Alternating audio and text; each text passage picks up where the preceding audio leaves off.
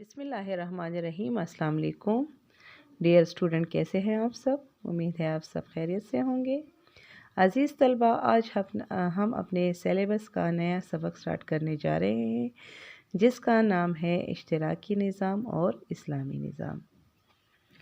سبق نمبر 11، اشتراکی نظام اور اسلامی نظام، صفحہ نمبر 54۔ ایسا طریقہ کار جس میں مخصوص مقاصد کو حاصل کرنے کے لیے کچھ اصول و قوانین بنائے جائیں نظام کہلاتا ہے۔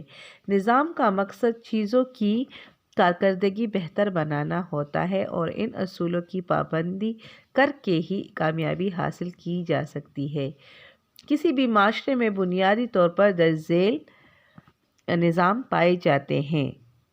معاشرتی نظام۔ معاشرتی نظام سے مراد وہ نظام ہے جس میں معاشرے میں رہن سہن کے اصول مرتب کیے جاتے ہیں، یعنی معاشرہ کس مذہب کا پابند ہوگا، شہریوں کے کیا حقوق و فرائض ہوں گے اور رہن سہن کے کیا طریقے وضع کیے جائیں گے۔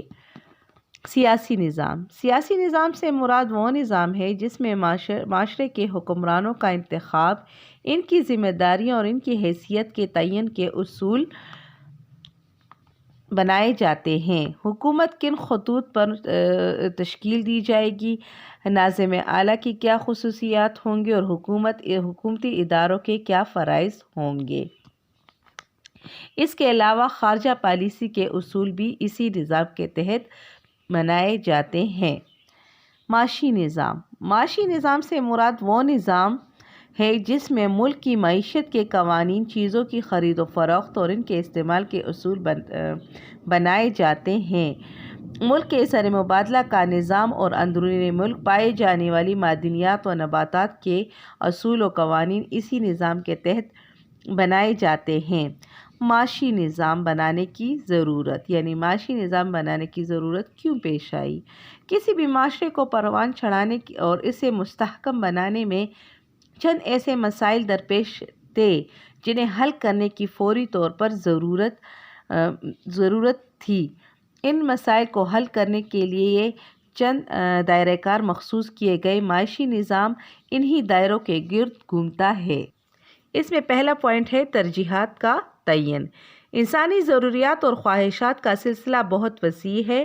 انسان اگر اپنے محدود وسائل کو دیکھتے ہوئے اخراجات کرے تو ضروریات کا تعین کرنا نہایت اہم ہو جاتا ہے، ورنہ معاشی توازن بگڑ جاتا ہے اور ضروریات کا تعین کرنا ہی ترجیحات کا تعین کہلاتا ہے۔ وسائل کی تخصیص۔ معاشی نظام میں اس بات پر غور و خوض کیا جاتا ہے کہ جو وسائل ہمارے پاس موجود ہیں انہیں کس طرح استعمال میں لایا جائے کہ پورے ملک کی ضروریات کو پورا کیا جا سکے۔ مثلاً ہمارے پاس زمین ہے تو ملک کی ضروریات کے مطابق کتنے فیصد زمین پر گندم کی کاشت کی جائے اور کتنے فیصد پر کوئی اور چیز کاشت کی جائے۔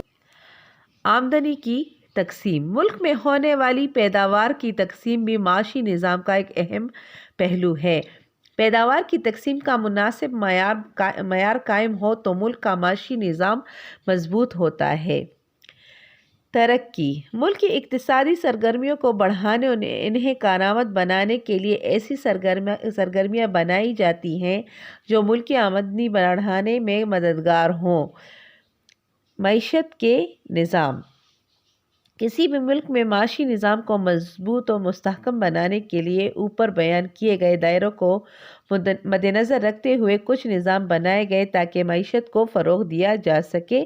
وہ نظام یہ ہیں۔ نمبر 1، سرمایہ دارانہ نظام۔ اس نظام میں سرمایہ پر مکمل اختیار حکومت کے بجائے نجی شعبوں کو حاصل ہوتا ہے۔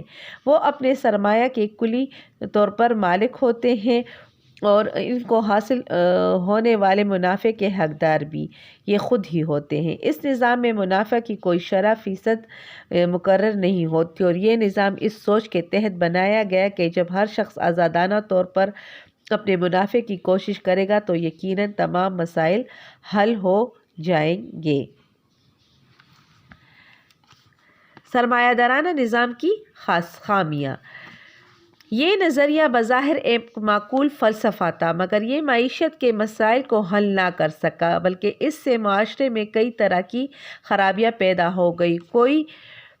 کوئی اخلاقی قدر ایسی نہ باقی بچی جو اس بات کا خیال رکھے کہ معاشرے کے لیے کون سی چیز مفید ہوگی۔ لوگ صرف ذاتی فائدے کی فکر میں رہنے لگے اور معاشرے کا توازن بگڑنے لگا۔ جو امیر تھا وہ امیر تر ہو گیا اور غریب مزید غربت کی چکی میں پس گیا۔